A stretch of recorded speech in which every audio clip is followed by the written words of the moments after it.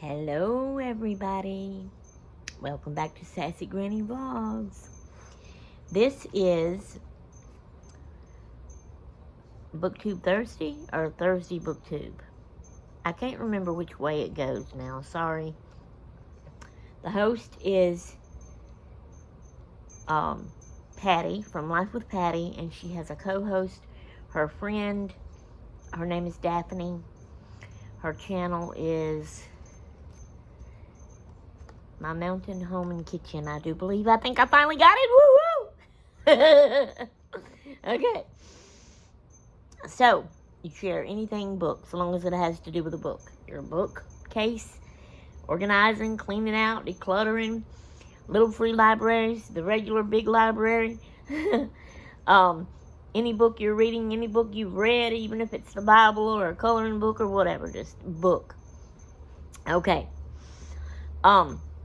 So right now, this is the book that I'm reading, The Glass Castle. I'm about halfway through with it, and the author is Jeannette Walls, and this is her memoir. I think is how you say that. This is about her life when she was a little girl growing up in her family with her mom and daddy, her two sisters, and her brother. At least for right now. I'm only halfway through. Who knows? They may have some more kids. I don't know. But, is this where it reads back here about it? Okay.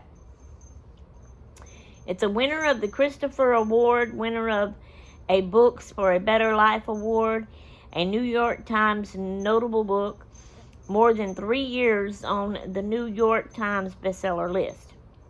The Glass Castle is nothing short of spectacular. That was Entertainment Weekly that said that. Readers will marvel at the intelligence and resilience of the Walls kids. Francine Prose, the New York Times book review front page. That's who had said that.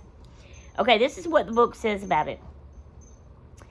The Glass Castle is a remarkable memoir of resilience, I hope I'm saying that word right, and redemption, and a revelatory look into a family at once deeply dysfunctional and uniquely vibrant. When sober, I gotta hold my finger, I lose my place. Jeanette's brilliant and charismatic father captured his children's imagination, teaching them physics, geology, and how to embrace life fearlessly. And honey, when I say fearlessly, I do mean fearlessly, extremely on the bad side. But when he drank, he was dishonest and destructive. Her mother was a free spirit who abhorred, if I say that word right, the ideal of domesticity. I can't say that word right either. Domestic stuff. And didn't want the responsibility of raising a family. Them poor kids. The Walls children learned to take care of themselves. They fed, clothed, and protected one another. And eventually found their way to New York. Their parents followed them, choosing to be homeless even as their children prospered. Now, see, I haven't gotten this far into it. I am only halfway through. They are still kids at home. Let's see. Jeannette is only 10 years old, I think. That's how far I've gotten with the age. for her. Where am I at? Yeah. The Glass Castle is truly astonishing, a memoir permeated, is that how you say that word? By the intense love of a particular but loyal family. And this right here is the picture of Jeannette Oak. So she survived. Bless her heart. Jeannette Walls, not Oak, I'm sorry. It automatically, when you say Jeannette, Oak wants to come out. Jeannette Walls. See? Jeannette Walls. Okay. Glad I caught myself. Graduated from Barnard College and was a journalist in New York. She is the author of The Silver Star and Half-Broke Horses, named one of the 10 best books of 2009 by the editors of the New York Times Book Review. Wall lives in Royal, Virginia, with her husband, the writer, John Taylor. So her husband is an author, I guess.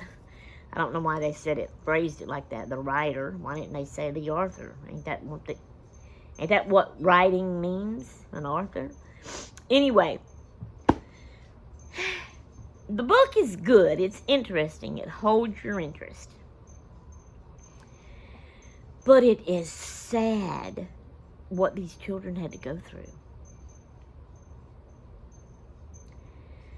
Some parts of it that I read about makes me so mad and hate her mama and daddy. Oh my word. So at 3, I'm going to tell y'all a little bit about it, but I'm going to try not to give too much away in case y'all do want to check it out for yourselves and read it. But Jeannette, at 3 years old, had to stand up in a chair at the stove and cook her own food.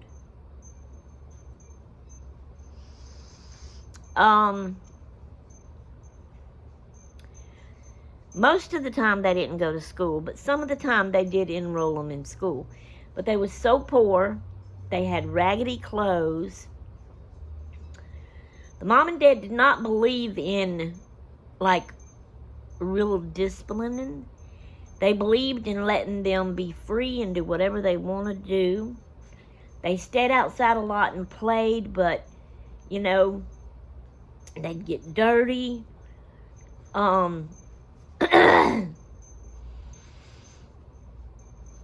Just, you know, I don't know. I don't know how to say what all.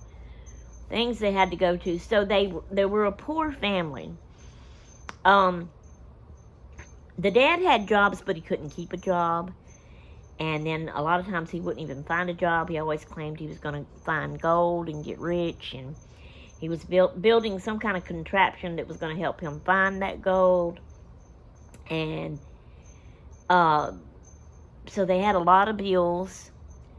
And so when it got tough and bill collectors was after him, he would always pack the family up and say, okay, it's time to skedaddle. And they'd all pile in the car, bring a few things, but they was always having to leave their stuff behind.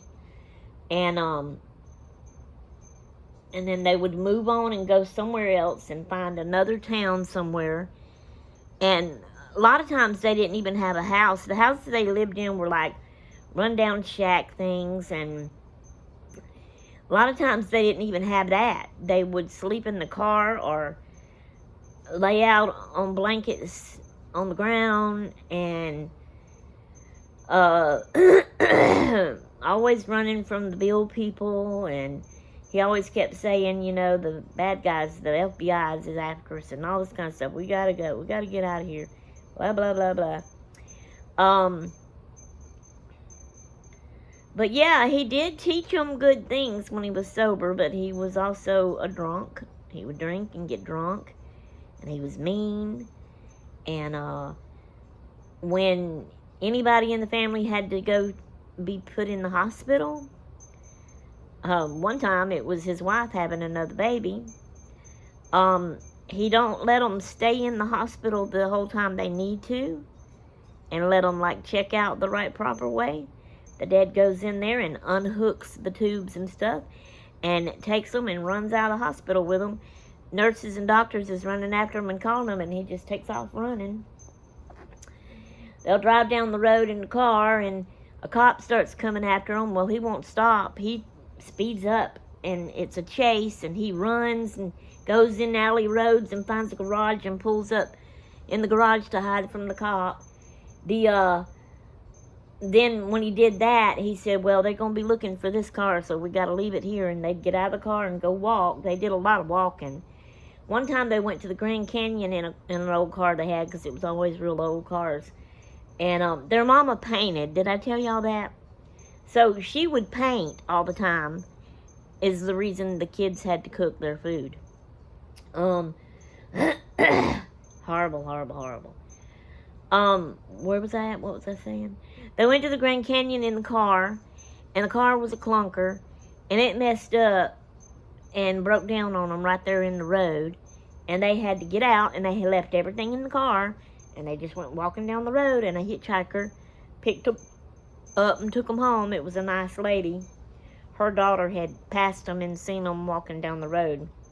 She hadn't stopped, but she went home to her mama and told her about it. Well, her mama fixed a picnic basket of sandwiches and cold drinks and got in the car and went on that road. Her daughter said she seen them all and went looking for them, and she's the hitchhiker that picked them up. Well, the person that picked up the hitchhikers.